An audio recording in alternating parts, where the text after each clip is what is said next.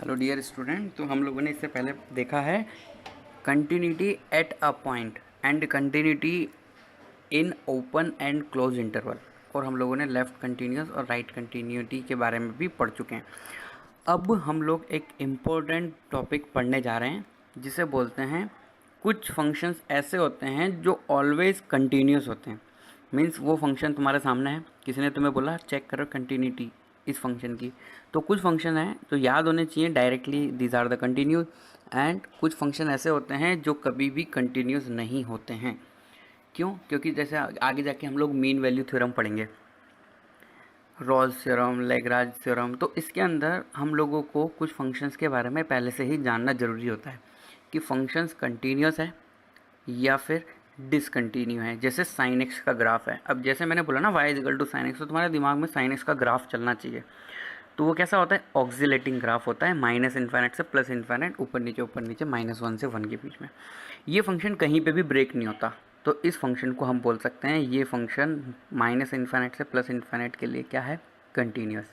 Clear? इसी तरीके से काफ़ी सारे फंक्शन होते हैं जिसके बारे में हम लोगों को पता होना चाहिए कि फंक्शन वो क्या होते हैं? कंटिन्यू। जैसे कि सबसे पहले हम लोग बात करते हैं कांस्टेंट फंक्शन की, F x is equal to K. Constant function का मतलब क्या हो गया? F of x is equal to K. ये फंक्शन हमेशा क्या होते हैं? कंटिन्यूस होते हैं। ये फंक्शन हमेशा क्या होते हैं? कंटिन्यूस होते हैं, क्योंकि इनका ग्राफ क्या होता है? कंटिन्यू। ये माइनस इन्फाइनाइट से प्लस इन्फाइनाइट के बीच में ये क्या होते हैं? कंटिन्यू।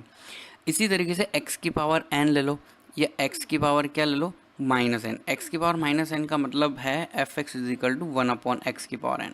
ये क्या है? 1/x की पावर n। तो यहाँ पे a की जगह प्रॉब्लम है, जब डिनोमिनेटर जीरो हो जाएगा, x is equal to zero, तो r में से मैंने जीरो को माइनस कर दिया, या फिर हम इसको सिर्फ ऐसे लिख सकते हैं आर नॉट। आर नॉट का मतलब भी r माइनस जीरो होता है।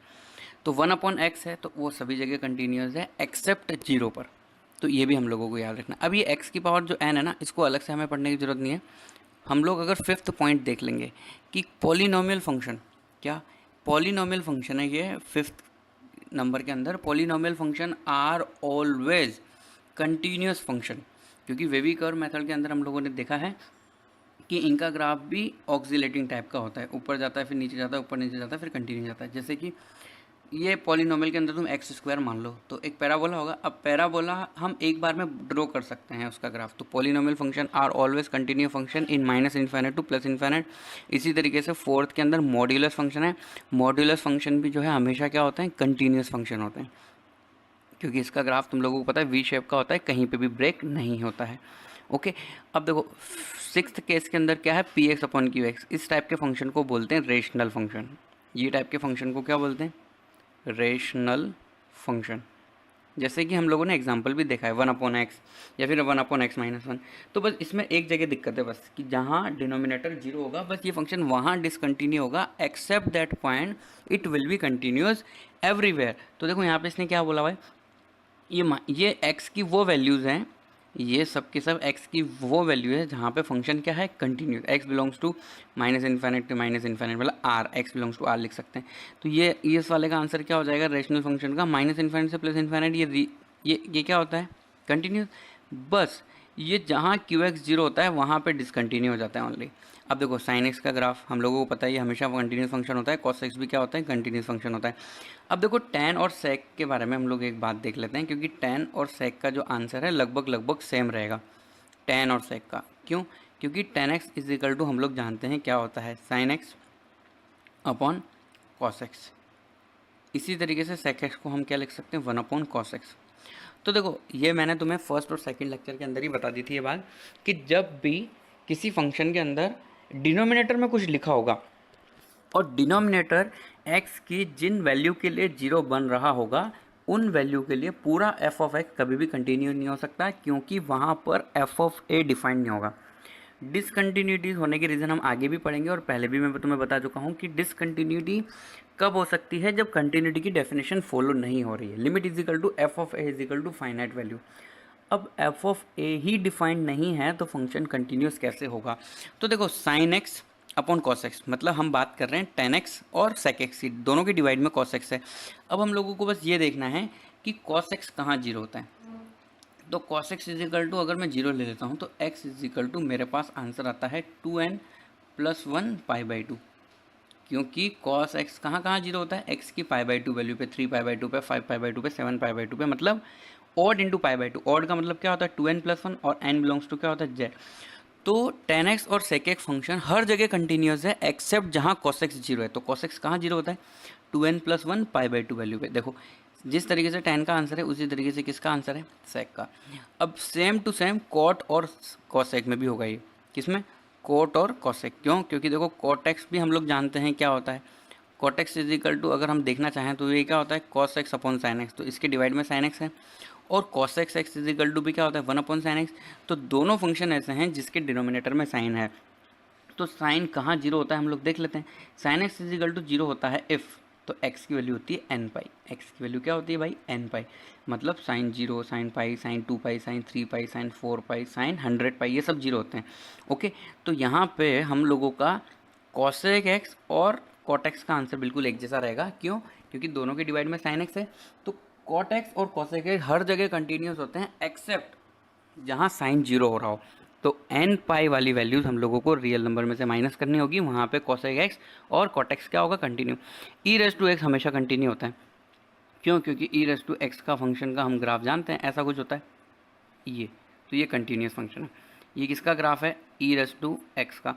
अब हम log x का फंक्शन का ग्राफ बनाना चाहते हैं, y is equal to log X का। अगर मैं इसका ग्राफ बनाऊंगा तो तुम लोगों को पहले से थोड़ा बहुत आइडिया तो होना ही चाहिए इसका ग्राफ कैसे होता है। माइनस इन्फिनिट से आ रहा है और इस तरीके से जा रहा होता है।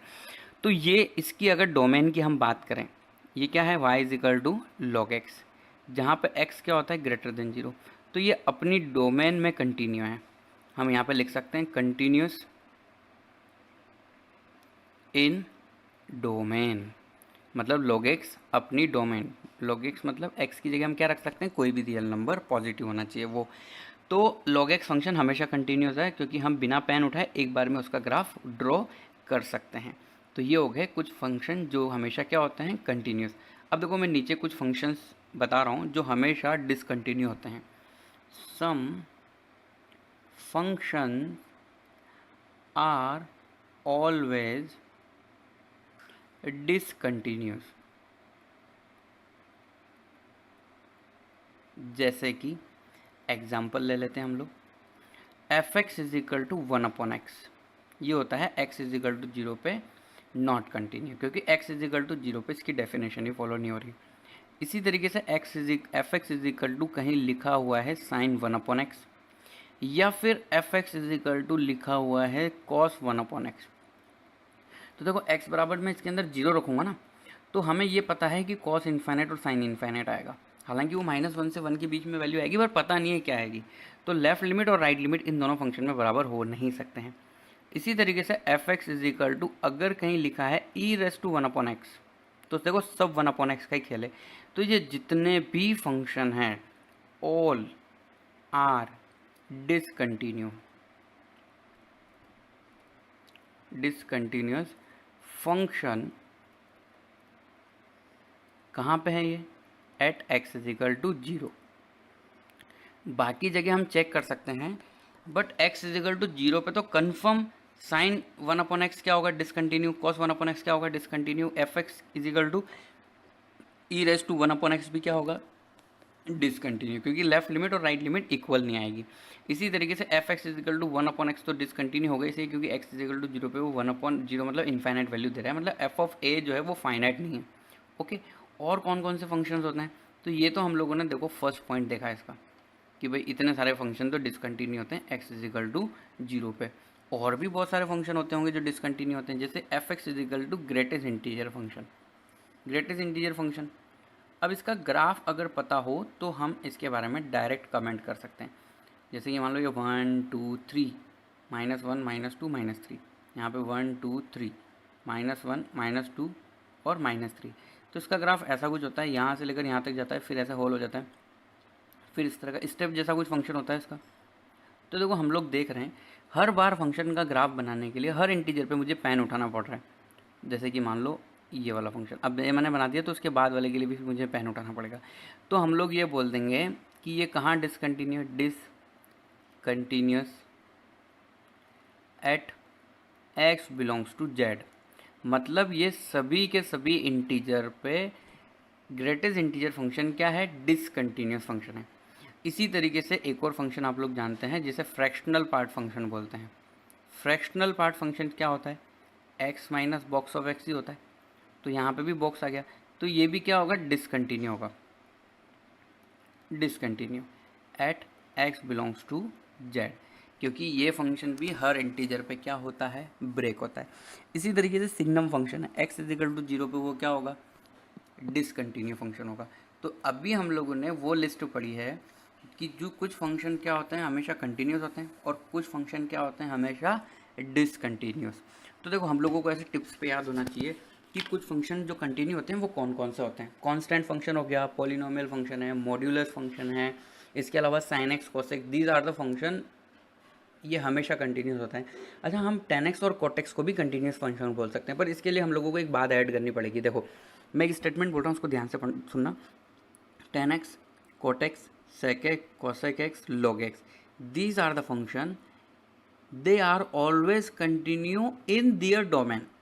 मतलब मैंने क्या बात बोली, ये सब फंक्शन कंटिन्यूस तो हैं पर अपनी डोमेन में। जैसे कि tan x की डोमेन क्या होती है, r minus 2n plus 1 pi by 2।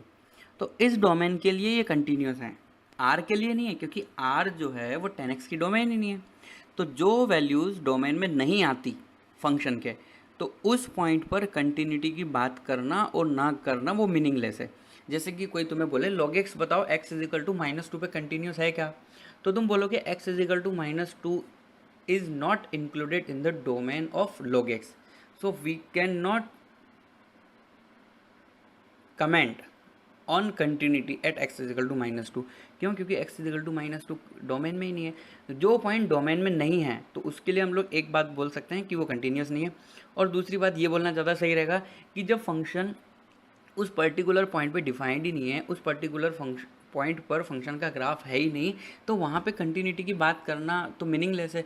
तो वहाँ पे फंक्शन ऑटोमेटिकली क्या होगा, डिसकंटिन्यूस। ओके, और x इजिकल टू -2 पे कोई भी log x की कंटिन्यूटी पूछेगा भी नहीं। ओके, अब हम लोग देख लेते हैं properties of continuous function.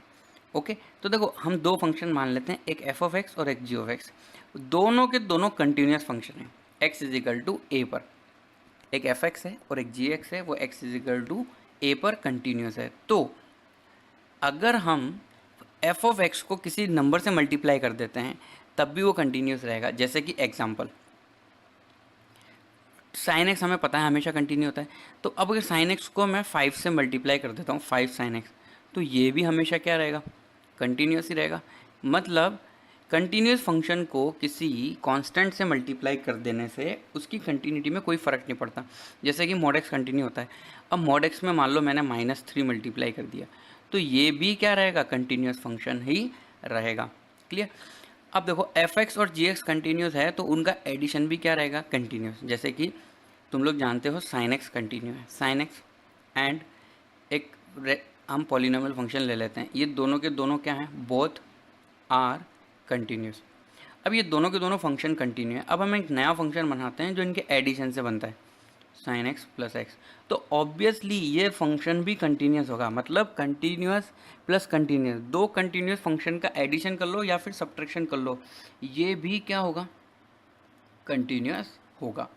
Okay, अब देखो अब हम लोग मल्टीप्लिकेशन करना चाहते हैं, एफ एक्स कंटिन्यू है और जी ऑफ एक्स भी कंटिन्यू है, दोनों का हम मल्टीप्लाई कर रहे हैं तो वो भी क्या होगा, कंटिन्यू। वही एग्जांपल जैसे एक्स क्या है, कंटिन्यूस, साइन एक्स क्या है, कंटिन्यूस। चलो कुछ और एग्जांपल लेते हैं, जैसे कि सपोज करो मैं ले लेता हूँ मॉड एक्स, ये कंटिन्यू फंक्शन है, ठीक है। अब हम ले लेते हैं एक्स स्क्वायर, ये भी कंटिन्यू फंक्शन है। अब इन दोनों का मल्टीप्लाई कर देते हैं तो एक्स स्क्वायर मॉड एक्स, ये भी क्या होगा, कंटिन्यूस फंक्शन होगा। क्योंकि देखो ये क्या है, सेपरेटली कंटिन्यूस है।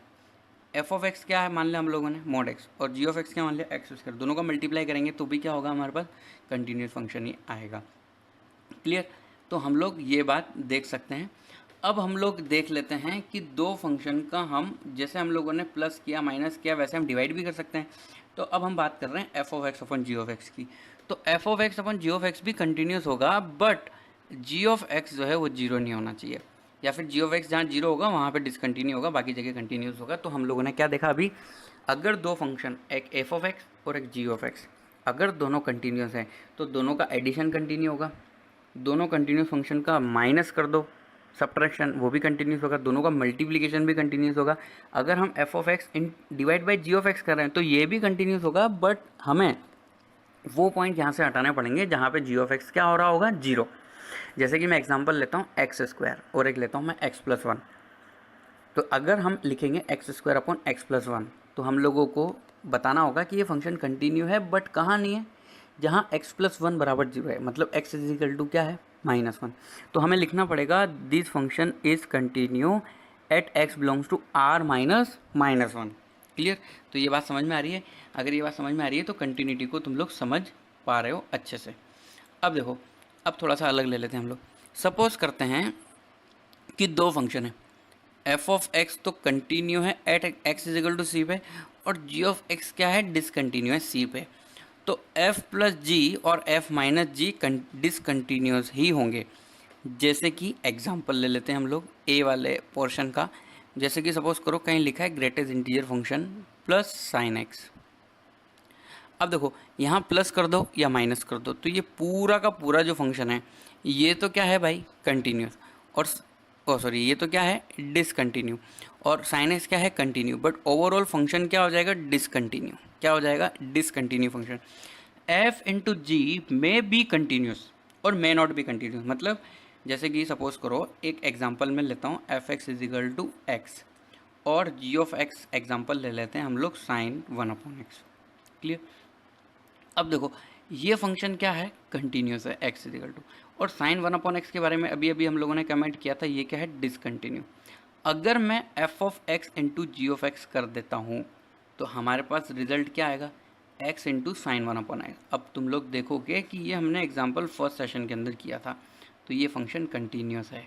क्या है, कंटिन्यूस।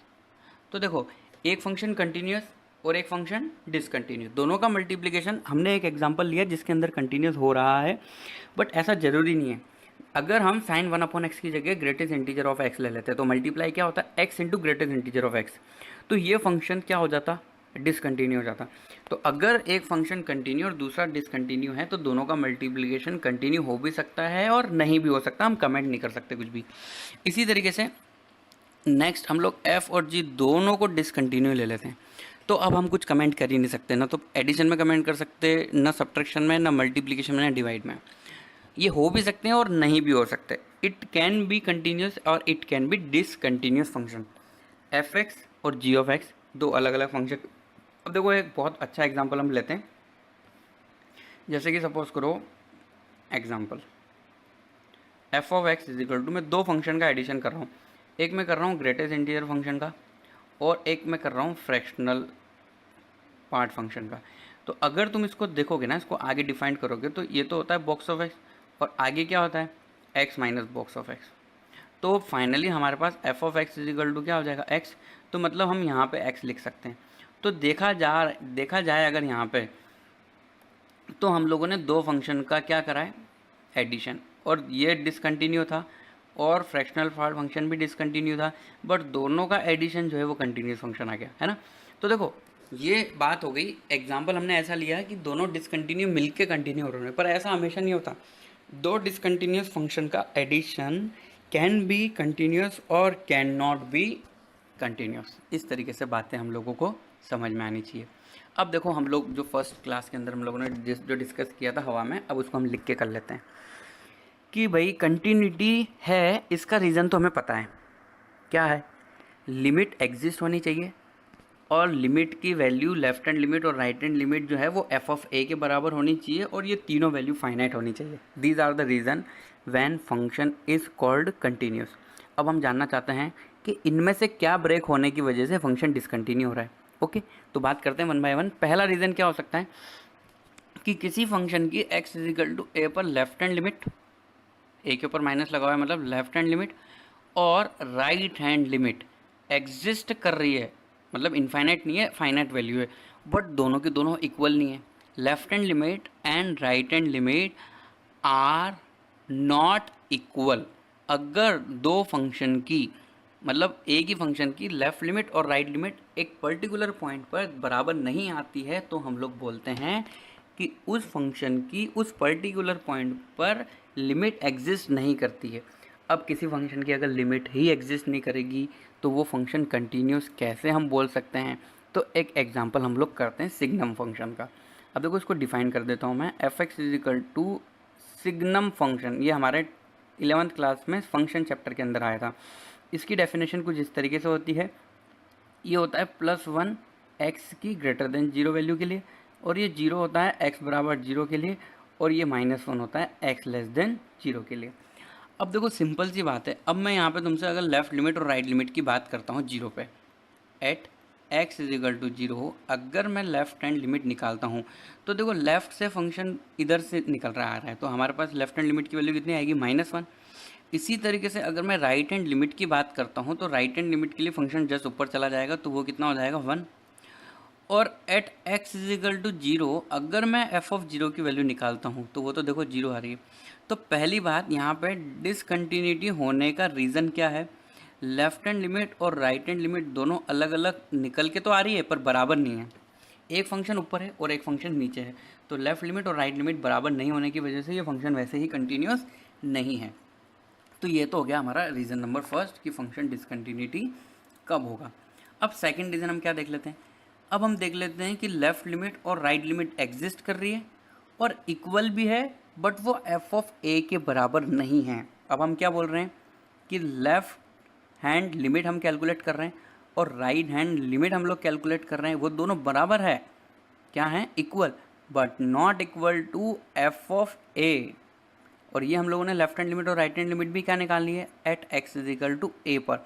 मतलब ये बात है कि फंक्शन की लिमिट एग्जिस्ट कर रही है, बट वो जो लिमिट एग्जिस्ट कर रही है x is equal to a पर फंक्शन की, वो किसके बराबर नहीं है? एफ ऑफ ए के बराबर नहीं है, तो भी फंक्शन क्या हो जाएगा? डिसकंटिन्यू। इसका भी हम लोग एग्जाम्पल देख सकते हैं।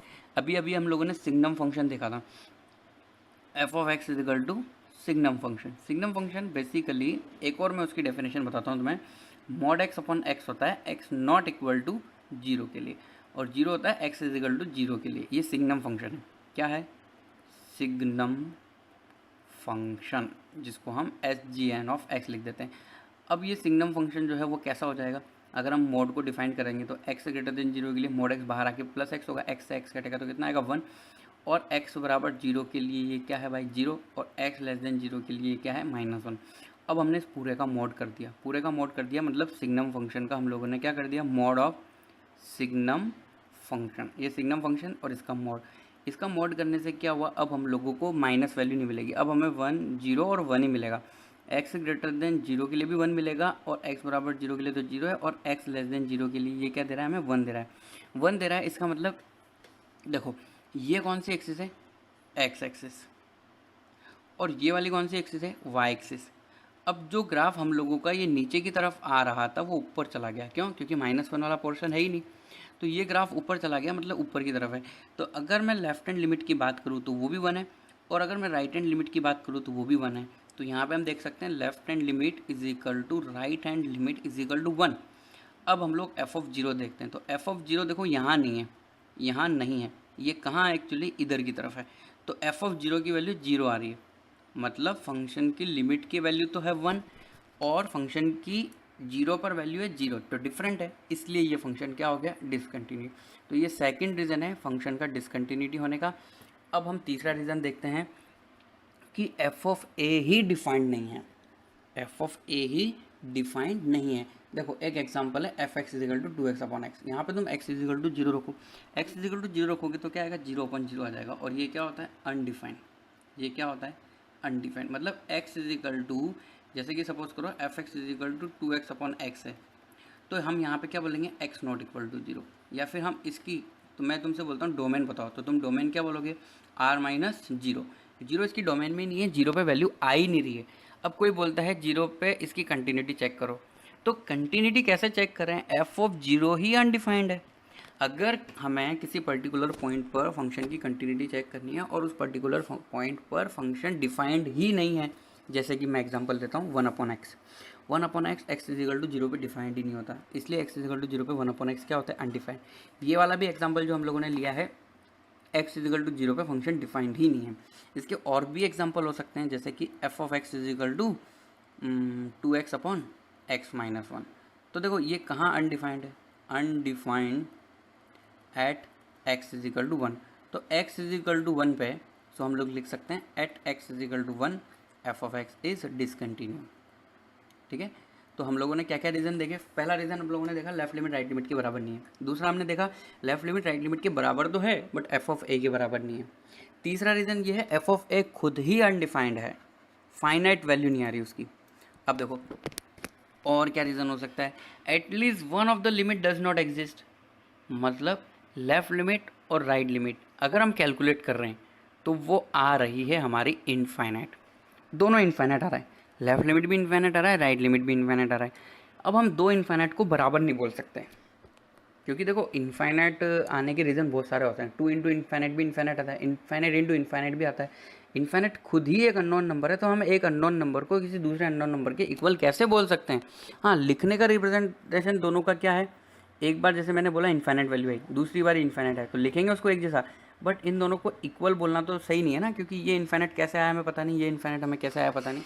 तो लेफ्ट हैंड लिमिट और राइट हैंड लिमिट की वैल्यू इनफाइनाइट आ रही है बट हम उसे इक्वल नहीं बोल सकते, तो हम ऐसा बोल सकते हैं कि लिमिट ही अनडिफाइंड आ रही है। तो ऐसा होता है example f x is equal to 1 upon x में। इसकी लेफ्ट लिमिट और राइट लिमिट निकाल लो, दोनों इनफाइनाइट आएगी। अब दोनों को हम इक्वल भी नहीं बोल सकते, क्लियर। तो इस तरीके से ये फंक्शन के डिसकंटिन्यूटी होने का रीज़न हुआ। तो इस सेशन के अंदर हम लोगों ने देखा कौन से फंक्शन डिसकंटिन्यू होते हैं और कौन से कंटिन्यूस होते हैं, और डिसकंटिन्यूटी होने के रीज़न क्या क्या हो सकते हैं। अब नेक्स्ट लेक्चर के अंदर हम लोग पढ़ेंगे टाइप्स ऑफ डिसकंटिन्यूटी, रिमूवेबल और नॉन रिमूवेबल। कुछ कंटिन्यूटी होती है उसको हम रिमूव कर पाते हैं, कुछ कंटिन्यूटी होती है जिसको हम रिमूव नहीं कर पाते। तो इसका बेसिक हम लोग नेक्स्ट लेक्चर के